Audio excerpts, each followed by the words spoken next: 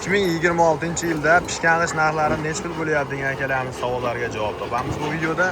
Assalomu alaykum Bag'dod obunachilari, xudo xolasa bu videomiz birinchi qo'l pishgan g'ish zavodni o'zidan bo'lyapti. Bu tarafda mana hop yangi g'ishlarimiz pishirishyapti, pishiruvchi akalarimiz.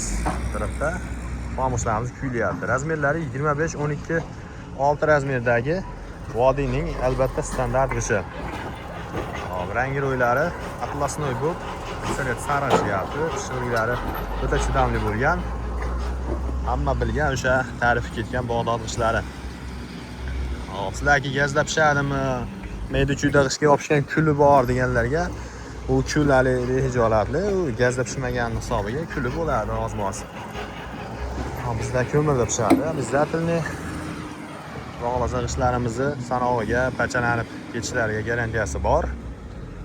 Sho'rlari endi 5-10% ehtimoli bor deyilyapti, lekin klientlarimizga murojaat tushgani yo'q.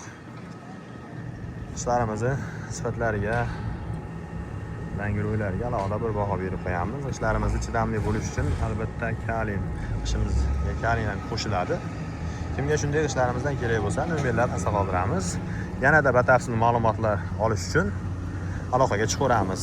Hozirgi kunda 2026-yil 23-aprel holatdagi narxlarimiz 780 so'm, juma kunlari 770 so'mdan qilib berilyapti.